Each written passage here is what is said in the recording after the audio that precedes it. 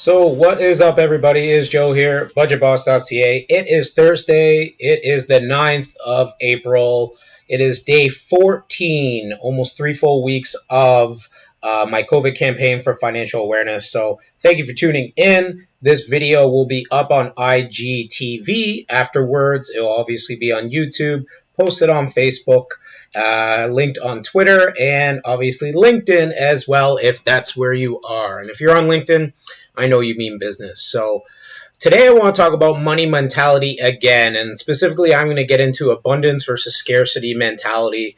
And again, what I've been seeing over the past little bit as we've been dealing with the coronavirus fallout is a lot of people sort of having the wrong mentality about something like this. And I get it. It is a confusing time. It's definitely a bit of a scary time, economically, health-wise, financially, emotionally. Everything's weird.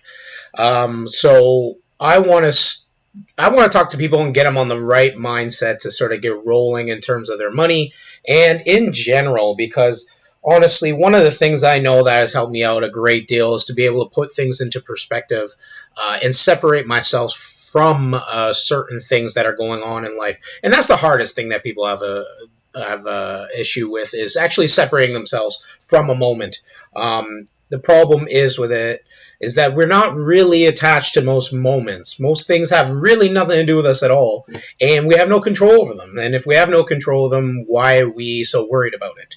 We just have to deal with it as it comes along and go from there. Obviously, luck comes into play, but if you put yourself in a good position, luck has less of a mitigating factor on you. So I'm going to jump into abundance versus scarcity mentality, piggybacking off my post yesterday or my video yesterday where I was talking about having your money mentality, and I want to just actually jump into that aspect of it before I go further. But first things first, as I've been doing every day, let's take a look at the market. So we are looking at more positivity. And on Tuesday, the market started off positive, but then ended on an even note. Yesterday, the market stayed positive for the whole day. So we actually had a decent amount of gains yesterday, 1 to 2%, which is okay. We are getting back into bull market territory, so we're on a bit of a 10 to 15% run. Since we had those massive declines. That could be attributed to the fact that people bought low, which makes sense. Markets go low, you buy. That's what you should be doing. It could be attributed to the fact that we may or may not have hit the plateau in terms of coronavirus. One thing about the coronavirus that's going on is that the deaths will continue to mount, sadly. I hope no one passes away from this, but every minute of every day there's someone passing away from this disease or this illness, but the cases seem to be subsiding. So the one thing about it, we can't control the death amount. What we can control is the case amount, and that shows that social isolation or social distancing, physical distancing, isolation, staying inside while you can, that is actually seems to be working. So if something seems to be working while we don't know what works, we should continue doing what seems to be working. So again, we have a positive day today. I'm going to jump to the overseas markets. Let's take a look at Europe. We had in Europe about a 1 or 2% increase in all major markets. We're talking about England, France, and Germany. The CAC of France, the DAX in England, and the FTSE the DAX in Germany and the FTSE in England, all positive, with the FTSE in England having almost a 3% gain, which is pretty impressive. And when we go to Asia itself had actually some pretty solid gains as well. So we're looking at 1 to 3% there as well. Australia's index up high, and the Mumbai in India, the Sensex in India actually doing quite well as well, over 4%. So we are seeing positivity in the markets right now, and that's something that's good. So in terms of your investments, again, we're leaving them alone. And the reason I keep bringing up markets, and I'm not a market guy, and I don't, to me, I'm not the kind of guy who's checking the daily basis for the market. What I want people to understand is that if you have your investments, you're not looking at this every day. But now's the time that even if you look at it every day, it's important to see how a recovery takes place. And this is why I want people to actually watch on a day-to-day basis now, because we dropped dramatically. And a lot of people, you heard the headlines, markets dropped huge.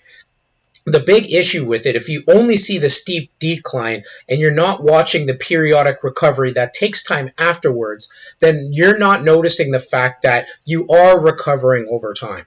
I want people to know that when there's big gains and big losses, they usually happen in a day or 2 day basis. In this case, we lost 30% of the market in about 2 to 3 weeks. That is dramatic. That is huge. 2 to 3 weeks. We've had about a 10 to 15%, roughly 10 to 12% roughly recovery since then. And now we're hoping my hope is by the end of the year, we'll be back to normal. So in that sort of situation, I want people to understand that we will recover. It just will take time. And I don't want you making moves right now that are going to hamper your ability to get that recovery, because you never know which day will be the big day in that recovery. And if you miss one day, it could be the biggest day. That included on Monday. So I want people to understand that. So these are the markets today. Positivity. Let's hope it stays this way. Tomorrow's a holiday. It's Good Friday. Jesus died for our sins, I heard. So that's what's happening tomorrow. So this is our Friday market update. Essentially, it's a Thursday, but a Friday. So that's our market update.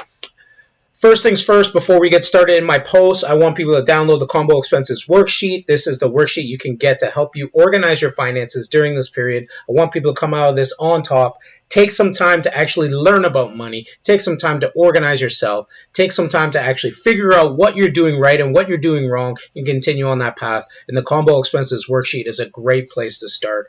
Hundreds and hundreds of people download it. I send more and more and more of them out every day. And those people are actually using it to budget their monthly finances. And I am very proud and happy for them to do that. This worksheet is one I use with my own clients, so I'm ready to share it with every one of you. Okay. Also, if you can apply for the Canada Emergency Response Benefit, this is the coronavirus disease benefit that just was released this week. And so if you qualify for it, go and get it. And I'm going to have the link for that there, as well as my CRA account, so you can register with that. Go get the benefits that you need to keep your house in order. Keep your four walls open. Keep some food in your belly. We need to make sure that we're surviving this period, but at the same time, learning as well. So let's jump into my post. This is Abundance versus Scarcity Mentalities, and this post was released June 27, 2018. That is actually my birthday. So I released this post on my birthday, June 27th, almost 2 years ago. And the big thing about abundance versus scarcity mentality, the second I meet someone and start talking to them, I can almost understand exactly which one they are. Sometimes people can fall into both categories, but for the most part, everyone is either one, abundance mentality, boom, or scarcity mentality, one or the other. I'm going to explain exactly what they are. So in terms of winning, so winning is winning at life, winning at anything. The problem with people who have scarcity mentality, they feel that their winning is dictated upon beating someone else. Life, in all reality, is a competition with yourself and not with anyone else. Yes, there are certain things at life that are a direct competition with someone else, such as applying for a job. That's direct competition with you and other people. But in all reality, it's not, though. Because if you prepared yourself for that job and actually won at what you're trying to do with your life, you will have that job. That job is not a direct competition with someone else.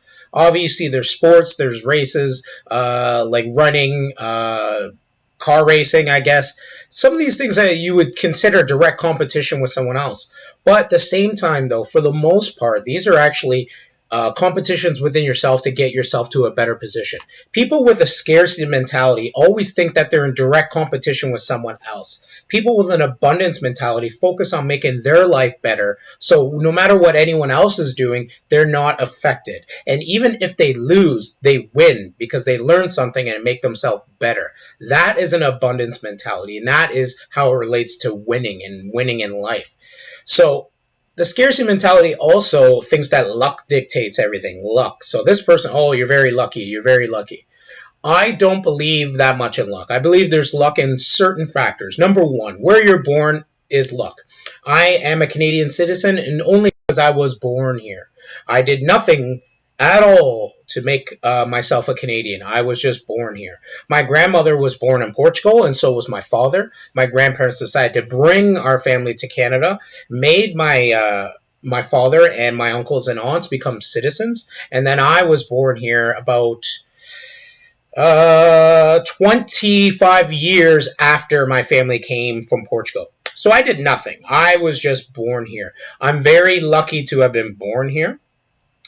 I'm very lucky as well to be healthy. I know what it's like to be unhealthy, and that's the second thing with luck that comes into play. Where you're born is a huge factor. We have no control over that. Your health, you, for the most part, have no control over as well. Certain underlying conditions you cannot control. They just happen. No one chooses to be unhealthy unless they are actually actively hurting their health. So being healthy right out of the gate is lucky. There's people who are born unhealthy. There's people who develop chronic conditions or illnesses that they had no actual help in doing. Health is another part of luck. Everything else is not luck. Where you are born, luck. What you get out of life, not luck. There's people who are born into wealthy positions and actually blow it all. Being wealthy is a responsibility as well. You have to understand that managing that wealth and continuing to have that wealth is a responsibility as well.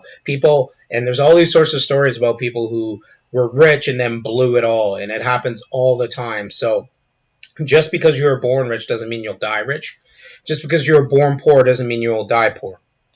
All these things, yes, luck comes into when you're born, but over the course of your lifetime, it changes, and you actually have more control than you think over everything else. So that's in terms of winning and luck. In terms of more, so this one's a funky part of the post, more. So abundance mentality people always believe that there's more out there. There's always something else that I can go achieve. There's enough love, there's enough success, there's enough wealth, there's enough resources, sunshine, and opportunities for everyone to have in life. So what you make in your life will determine your success in life, not the available of opportunity. There's plenty of opportunity. That's people with abundance mentality. When you have a scarcity mentality, you always believe that there's a finite amount of resources for everyone. There's a finite amount of success or love or wealth or health for everyone. Someone else must give up what they have for you to get anything. You're in direct competition with them for resources, no matter what those resources may be. These are the people who are backstabbers at work. They're the teacher's pets. They're the group thinkers who follow along and don't think outside the box. They don't challenge thoughts. They're lazy and they're procrastinators. They feel that their direct competition is where they will win or have to win in terms of that. In terms of actually bettering themselves, they don't think that way because that's not how they're going to win. So why would they think that way? These people are also like the most degenerate, gross people in our society. These are the racists and homophobes, Islamophobes, and anti-feminists. These are the people who actually think that a train of thought is infringing on them from winning. These people fall into those categories. Scarcity mentality dictates a lot of negative connotations in our society. These are the people that believe immigrants, anti-immigrant people. These are the people who actually are anti-diversity in terms of gays or women getting more rights. These are the people who actually fall into those categories. Obviously, that's the more extreme side of it, but you see the path that leads you down. When you have a scarcity mentality, you think that everything's constantly up for competition and up for grabs, and someone's going to take it from you. And therefore, when it gets taken from you, you fall into that line. It's very, very disturbing, very sad when you fall down that line. So you got to kind of nip it in the butt right away, because what will happen is you'll keep trailing down into that scarcity mentality that allows you to keep thinking that everything you have can be taken from you at any moment. the success of others. So when you have an abundance mentality, you're constantly looking for others who are successful to guide you, or you want others to be successful because you want them to join in with you on your success. You want to either help them become successful or have them help you become successful. Learn from them. Find guidance with them. People with scarcity mentalities get jealous when other people have success. They actually think that there's something wrong with you. They bad talk you when you have success. They feel that you're lucky and they're not, so you've done nothing to earn your success. Every plan that they have is doomed to fail. That's the huge thing about it too. Abundance believes in being with successful people. Scarcity believes in taking success from successful people. If they cannot take it, they'll try and diminish it. If you cannot have that success taken, then they will try and make it seem as if it doesn't exist, or they'll gaslight you thinking that your reality is not a real reality. Change. So people with abundance mentalities are really focused on the ability to change. And that's something that actually really impresses me, is when someone has the agility and ability to change. Now, I'm going to flip it just a sidebar quickly to politics. So when you look at the past month, our leader, Justin Trudeau, who I feel has handled this situation quite well with the coronavirus, he came in thinking we're not going to shut off the borders right away. He quickly switched that. He came in and released EI restrictions so people could actually apply for EI or employment insurance right away. Then he realized this wasn't enough because not enough people were able to apply for EI because they didn't qualify, because the restrictions are too rigid for EI. So we quickly switched that into the CERB program that I'm sharing links with. He thought that the travel was okay if people were coming from other countries. Then he switched. So the fact that you actually have an idea that may or may not be right, you have to have the ability to understand that you made a mistake or didn't think it through completely, or maybe just didn't have enough information, and then you can change. And this is what people with abundance mentality are constantly willing to change. And that's something that scares me about myself, is that I hope I'm willing to change. And that's why this situation for me right now is actually a blessing in disguise, because I can learn how to do my business differently and adapt and change to it. I'm actually looking forward to this period, to learning new things. And people with abundance mentalities will be always looking to learn new things and always looking to change. People with scarcity mentalities, they fear change. They don't like change. They like to settle. They like to actually live within a bubble that actually protects them.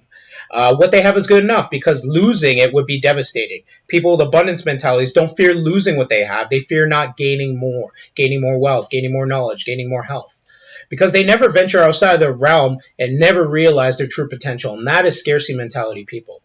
Not only is change scary to them, it is foolish to them. What could be better than what we have right now? So why would we change? Life is great. Why would we change? Why would we strive for something else? That's a scary thing, right? So problems. Abundance mentality seeks to proactively get rid of their problems. They try and eliminate their problems before they become problems. They try to anticipate them, reduce their effects, solve them with speed. They know there's always going to be problems. They don't look at problems as a negative thing. They look at problems as something that is part and parcel of actually becoming successful. They look to solve them and learn from their problems. A scarcity mentality person shies away from problems. If a problem is not addressed, then there is no problem. They kick them to the curb. They kick the can down the road. These are the people with unpaid bills, leaky roofs, empty retirement accounts, dead-end jobs. While it may be necessary at times to live through a problem, you should always be on the road to eliminating the problem. Be proactive with your problems, not reactive with your problems. And that is people with scarcity mentality. Humility. This is the one most people have an issue with. Humility is a tough one. Obviously, we like to strive for success. We like to win. And when we win, we like to be congratulated with it. You're always going to be learning and growing. And then when you meet someone who's actually humble, it's an amazing, amazing thing. If you're not constantly learning and growing, then you're not reaching your full potential. The abundant mentality understands that they need to learn more and tries to do so. That's why even when they're successful, they know it's just along the path of the journey that they're taking. They strive to learn more and get better by often surrounding themselves with other people who are knowledgeable, more knowledgeable than them, and they don't feel intimidated by them. They strive to learn from people who know more than them. Scarcity mentality thinks they know enough and that their work is done. Knowledge growth ended with organized education. Now they're set. There's a sense of accomplishment for just being just being and existing. There's no need for growth. Anything that is achieved is once again a birthright. Anything that isn't is luck. And that's the difference between the abundance mentality and the scarcity mentality. One is constantly trying to grow. One is constantly trying to achieve. One is not going to achieve more because what I have and what I've done is an accomplishment enough. Victimhood. You'll find the people that are actually in the scarcity mentality constantly play the victim card. No one wants to be thought of as a victim, but at the same time, though, a lot of us actually portray the victim. I personally hate being a victim. I hate actually feeling, when people feel sorry for me, I hate it. I will often bury my problems and not tell anyone about them, just because I don't want anyone to ever think I am a victim of anything. People who have an abundance mentality understand that problems and actually losing is part of success. It's not an opportunity for pity. You don't want that pity.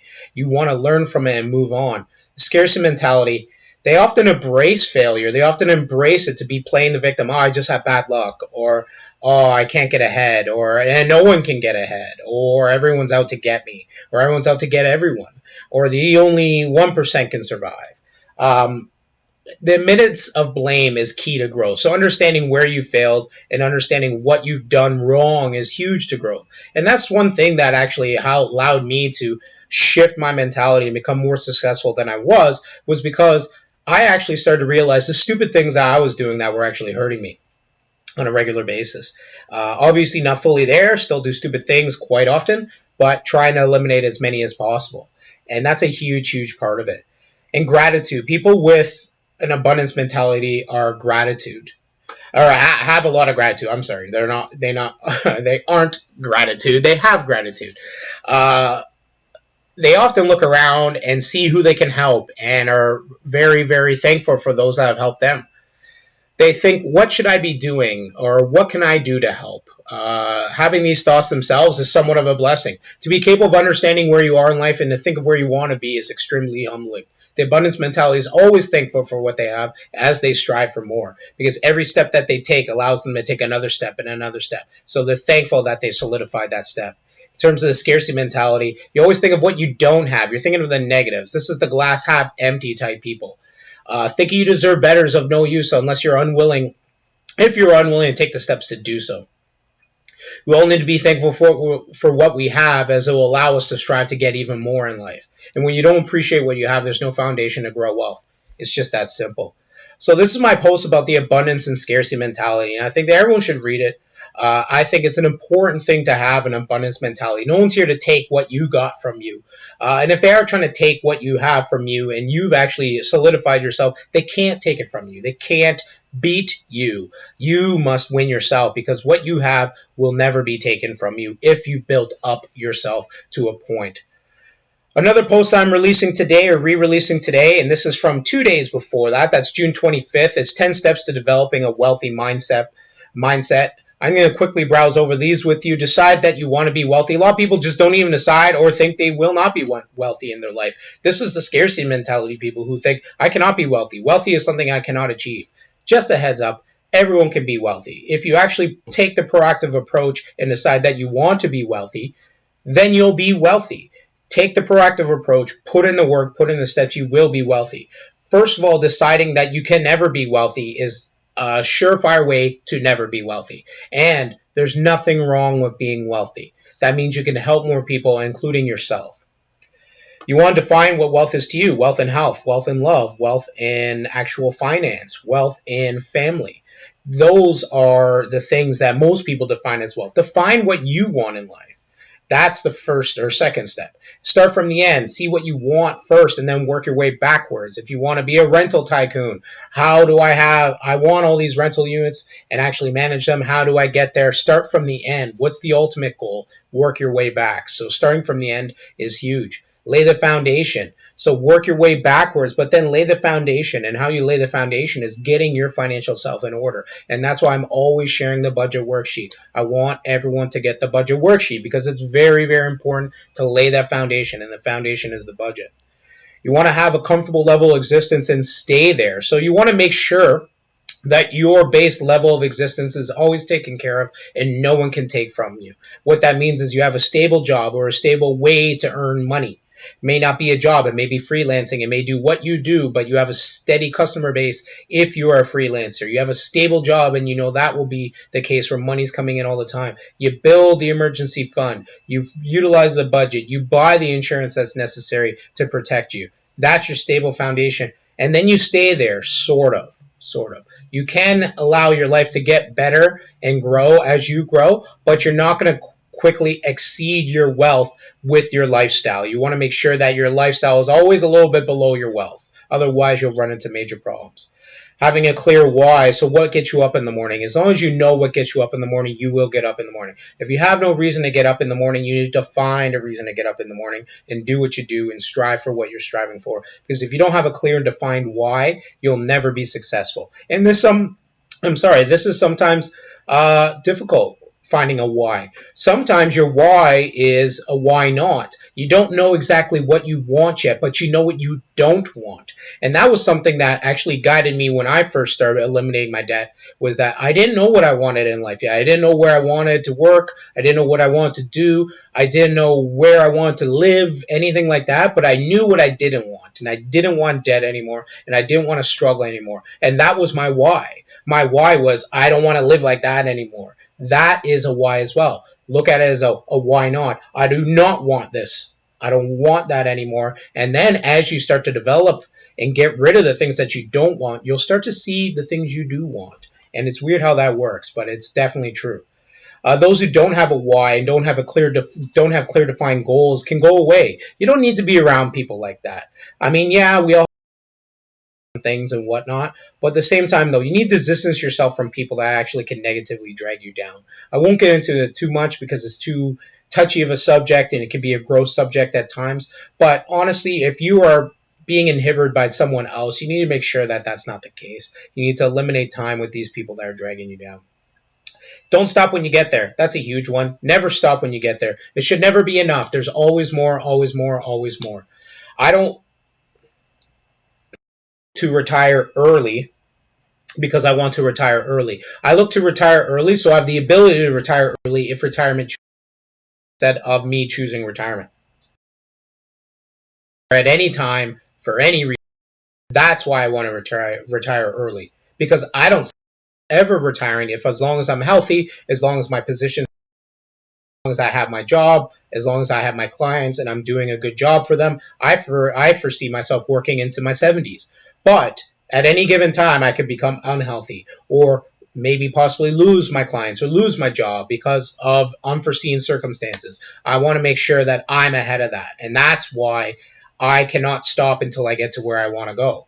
And even when I get there, I'll continue going. Enjoy the fruits of your labor. Actually take time to enjoy yourself because that will propel you forward, making sure that you're doing the things that you want to do and rewarding yourself along the way. And last but not least, reflect on your accomplishments, but don't dwell on the failures. So you don't want to dwell on failures too much. You want to learn from them, but don't dwell on them. A lot of people dwell on things that just puts them in a negative zone, and they'll never get out of that zone. Reflect on the accomplishments. Stay humble. Don't big yourself up too much for the accomplishments, and don't dwell on the failure. You screwed up, learn, move on. You won, keep winning, start again. That's what you do, okay? So that is my post on 10 steps to developing a wealthy mindset.